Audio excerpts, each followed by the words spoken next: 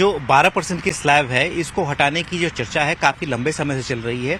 हाल ही में इंडस्ट्री ने भी कहा था कि रेट रेशनलाइजेशन की प्रक्रिया को तेज किया जाए, यानी कि जो मौजूदा अभी 4 मेन स्लैब्स हैं उनको कम किया जाए और साथ ही साथ जो कई सारे और भी स्लैब हैं उनको भी रेशनलाइज किया जाए और इन स्लैब्स के अंदर जितने भी आइटम्स हैं उनको उनकी दरों में बदलाव करने पर भी चर्चा किया जाए। तो इंडस्ट्री की तरफ से और एक आम लोगों की तरफ से इस बात को लेकर सरकार पर लगातार प्रेशर है कि इन दरों में कमी लाई जाए, दरों को और सिंप्लीफाई किया जाए। जीएसटी की दरें हैं जो जिसमें 0%, 5%, 18% और 28% है और कुछ गोल्ड पर 3% और कुछ आइटम पर 0.25% है। तो ये बेहद कॉम्प्लिकेटेड एक सिस्टम है सर। तो लोगों ने और इंडस्ट्री ने और आम लोगों ने भी ये लगातार मांग करी है कि जीएसटी को सिंप्लीफाई किया जाना चाहिए, सिर्फ 3 दरें होनी चाहिए।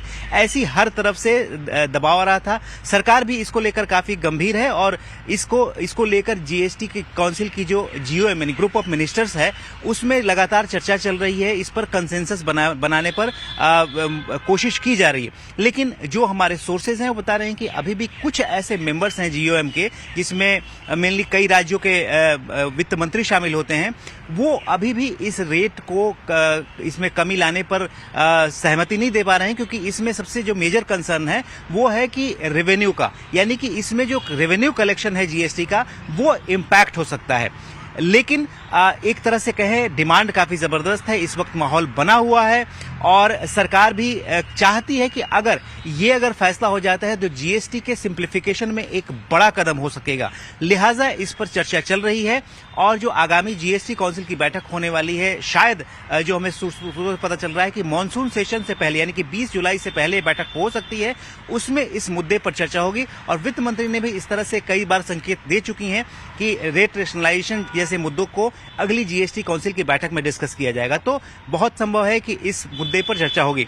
रही बात कि कौन कौन से आइटम्स इसमें की दरों में कमी आ सकती है, कौन बढ़ सकते हैं, मैं बता दूं कि 12% जीएसटी का स्लैब एक ऐसा स्लैब है जिसमें बहुत सारे रोजमर्रा के आइटम जैसे खाने पीने, स्टेशनरी आइटम जैसे चीजें हैं। अगर हम बात करें तो इसमें कंडेंस्ड मिल्क, चीज, जो 20 लीटर से ज्यादा वाले वाटर बॉटल होते हैं वो, contact lenses, dates, dried fruit, fruit juice based drinks, feeding बोतल, नमकीन, टैंक्स, कुछ आर्मी के आइटम्स, कुछ डिफेंस के आइटम्स, अम्ब्रेला, साइकिल, कारपेट और पेंसिल और क्रेयन जो एजुकेशनल सामग्री है, ये सारी चीजें हैं और कुछ सिलेक्टेड सर्विसेज भी हैं।